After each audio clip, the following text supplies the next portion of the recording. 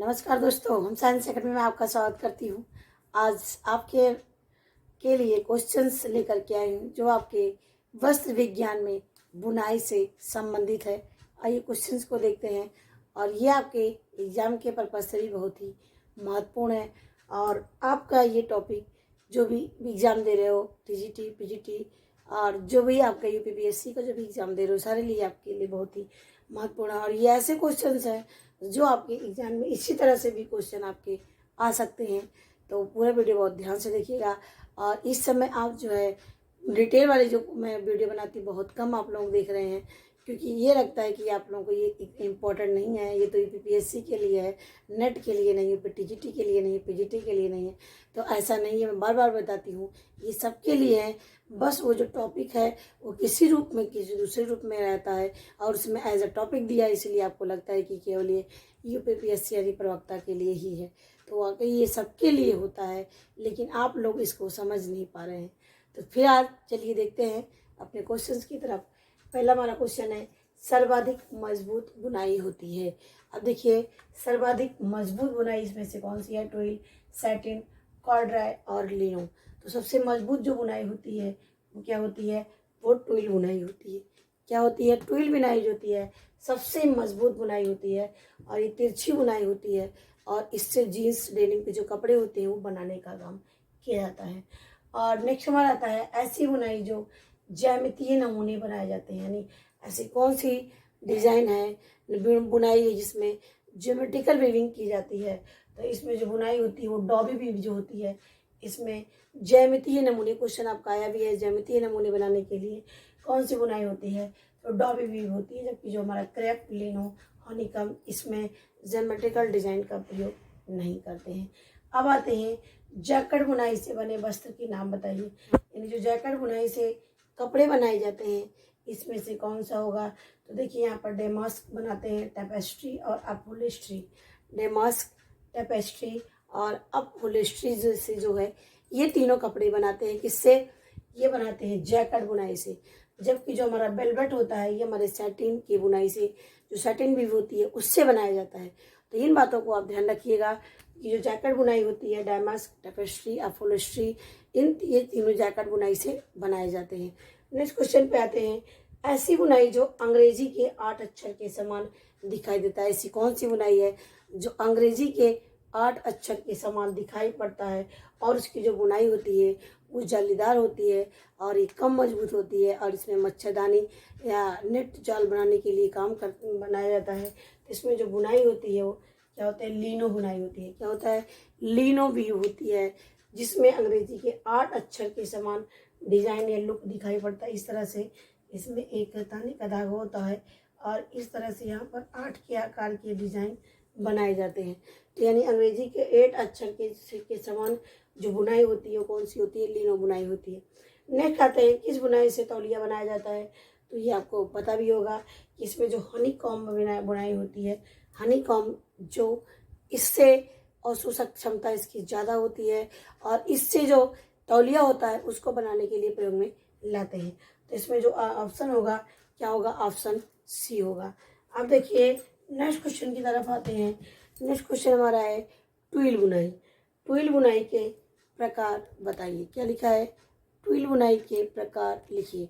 अब देखिए, जो ट्विल बुनाई है यहाँ पर, ट्विल बुनाई डायमंड, लहरदार, नुकीला, ढलुआ, सभी। तो देखिए, ये ट्विल बुनाई के जो प्रकार मैंने यहाँ पर लिखा है तो ये सभी इसमें इसके प्रकार हैं, डायमंड, लहरदार, नुकीला, ढलुआ, यानी ये सभी डायमंड वीव के ये प्रकार होते हैं। तो ये क्वेश्चन का ऑप्शन जो होगा क्या होगा? यहाँ पर ई होगा इसका ऑप्शन। अब नेक्स्ट क्वेश्चन की तरफ चलते हैं। नेक्स्ट क्वेश्चन हमारा है, देखिए नेक्स्ट क्वेश्चन हमारा है, ऐसी बुनाई जिसमें एक लहर के समान धारियां बनाई जाती है और वो धारियां तिरछी बुनाई होती है, जिसमें दाई अथवा बाई से दाई, जिसमें जो समान धारियां दाई अथवा बाई से दाई ओर जाते हुए दिखाई जाती हैं। तो ये जो तिरछी बुनाई इस तरह से होती है, ऐसे मान लीजिए बुनाई हो, इस तरह से जो डिजाइन होती है, इस तरह से डिजाइन इसमें लाई तिरछी तिरछी बुनाई की जाती है। तो ये बाएं से दाएं की तरफ जाने लगते हैं, तो इसकी बुनाई को हम क्या बोलते हैं? ट्विल बुनाई होती है, जो मजबूत बुनाई होती है और ये धारीदार दिखाई पड़ते हैं और ये लहर के समान इनकी धारियाँ दिखाई पड़ती है। ऐसी बुनाई को क्या कहते हैं हम? ट्विल बुनाई क्या कहते हैं? क्या कहते हैं? ट्विल बुनाई कहते हैं। अब नेक्स्ट क्वेश्चन पे आते हैं। नेक्स्ट क्वेश्चन आपके लिए है, ये आपको आंसर देना है। साइजिंग के लिए प्रयोग किया जाता है, ये आंसर आपको बताओगे। यानी हम जो साइजिंग की परिसज्जा करते हैं उसमें क्या प्रयोग करते हैं? साइजिंग के लिए, साइजिंग परिसज्जा के लिए किसका प्रयोग किया जाता है? इसका आंसर आप 8वें का आंसर आप बताएंगे, साइजिंग के लिए क्या प्रयोग किया जाता है। अब आता है इस्त्री करने की प्रक्रिया क्या होती है। तो इस्त्री करने की जो प्रक्रिया होती है वो क्या होती है? कैलेंडरिंग होती है। क्या होती है? कैलेंडरिंग होती है, जिससे कपड़े का पर चमक लाने के लिए किया जाता है और जो कपड़े में चमक भी आ जाती है और इससे प्रेस भी हो जाता है। तो इस्त्री करने की प्रक्रिया से परिसज्जा की जाती है। तो इस्त्री करने की प्रक्रिया कैलेंडरिंग होती है। अब आता है वस्त्र की सतह पर पानी के समान लहर बन जाए। क्या है? पानी के समान इस तरह से लहर जैसा बन जाता है तो कौन सी प्रक्रिया में होता है? वो मोयरिंग में होता है। क्या होता है? मोयरिंग की प्रक्रिया होती है, जिसमें पानी की सतह के समान उसमें लहर बन जाते हैं। इसी को क्या बोलते हैं? मोयरिंग परिसज्जा। और आपको पता होगा ग्रे गुड्स कपड़े क्या होते हैं? जो मिल से उतारे जाने वाले कपड़े होते हैं, जो पहनने के योग्य नहीं होते हैं। उसमें जो है तेल लगे होते हैं, पेंट लगे होते हैं, धब्बे लगे होते हैं। इसको साफ करके तब उसको पहनने योग्य होते हैं। तो यानी धब्बे लगे या मिल से उतारे गए कपड़े को ही ग्रे गुड्स कपड़े कहते हैं। अब आता है सैंटफोराइजिंग एक ट्रेडमार्क है। क्या है? सैंटफोराइजिंग एक ट्रेडमार्क है जो क्या काम करता है? जो अशोषक रोधी होता है कि सिकुड़न अवरोधी होता है कि इनमें से कोई नहीं। ये भी क्वेश्चन आपका आता है ये क्वेश्चन। तो देखिए इसमें जो आंसर होगा क्या होगा? सिकुड़न अवरोधी।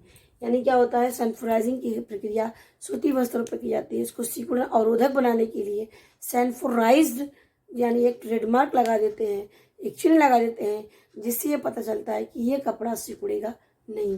तो इसमें सिकुड़न अवरोधी के लिए एक ट्रेडमार्क होता है सैंटफोराइजिंग। अब आता है ये क्वेश्चन आपके लिए है।